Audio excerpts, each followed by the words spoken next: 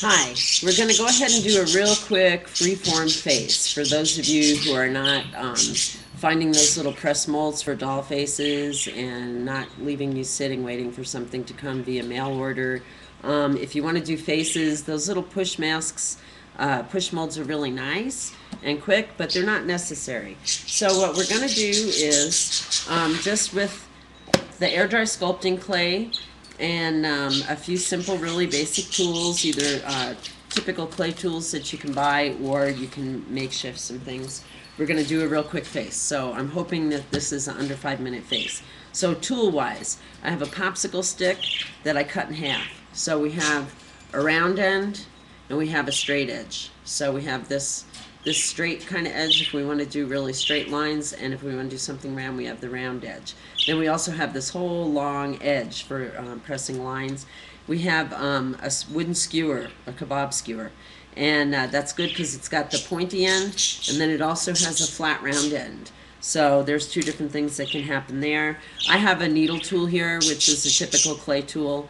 You can use the end of the wooden skewer, a little knife from the kitchen, something like that, just for trimming your clay up. So I'm going to go ahead and start this. I'm using the Amico air dry white sculpting clay, and you just need a little tiny bit of it. So I'm just going to take a little bit out of here, and just like a pinch. So you can see it's a real small piece. I think jewelry pieces, if you can keep them under 2 inches in any direction, that's good. The squawking in the background are my parakeets. I have 2 birds, Frank and Sue, and they're being very, very noisy today. So what I'm going to do is kind of just roll this into a ball, and I'm going to let it be a little egg-shaped, so kind of pinch down, so it's roughly like an oval, like a head that you would do. I'm going to go ahead and tilt the screen so I can work on the table and you can watch my hands, and hopefully you'll be able to see details. Watch where I'm pressing and watch what I'm doing. The white clay, it kind of gets a little bit glowy, and I've got myself shaded as much as I think I can. So let's keep our fingers crossed and we'll put this down to the table. So if we take that ball and we press it, because we want a flat back. We don't want this to be round, or I don't like them to be round, because then they don't lay and stay still on your chest when you're wearing them. So I'm just using the table and pressing against that. If you find that your piece is sticking real hard to the table, what you can do is put a little piece of newsprint underneath it and just press on that. That way you won't ever stick to the surface.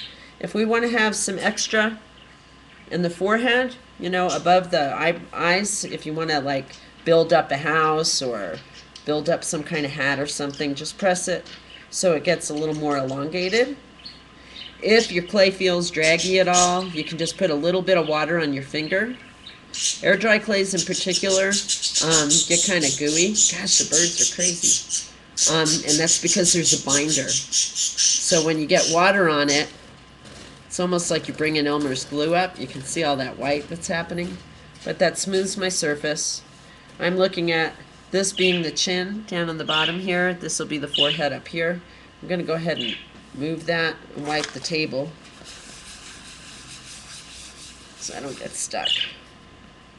Now, to make your face, if you just think like drawing rules, the face is divided in 3. You have the line for eyes, nose, and mouth.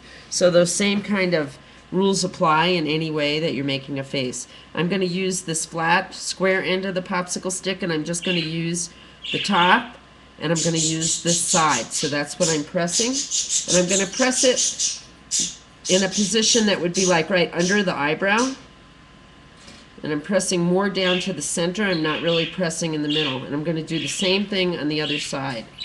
So if you look at this and you reduce it to basic lines, you've got a number 7 and a backwards number 7. What that does is that gives you, you can see this, it gives you eyebrows and the bridge of a nose. To get the bottom of the nose, if you use the stick and just press a V at the very bottom of the nose, and you can push it up a little bit too so it's not so long. That kind of shortens your nose and defines it a little bit more. Then you can use your fingers and fine-tune that.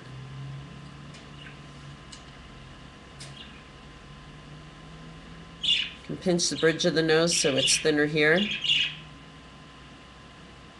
can use fingers and play with my eyebrows a little bit. If you have a hard time with fingers in this too, a tiny little wet brush can work nice. I like leaving asymmetrical features on a face sometimes too, because it kind of helps with expressions and a feeling. I think the birds are hungry or something. Now, for the bottom of the nose, if you use the pointy end of your popsicle skewer stick, you can just poke in some nostrils. So now we have nostrils and eyebrows, the bridge of a nose. You can see that. The white clay, it's really hard to see details with the white clay sometimes. Now, to make the eyes, I can use anything flat. I like to just do little squinty eyes. So it's like they're closed or squinting. For a mouth, you can use a straight line for a mouth, or you can use the end of the skewer that's flat and have a little round singing mouth.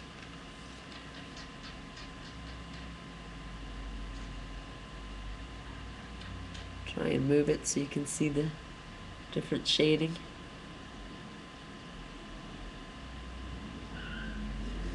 If I want to give an idea of a hat or something that's on the head, I'm just using the edge of the stick to create a line. We can give him a little cap and do vertical lines now so it looks like stripes. Or bangs, could look like hair.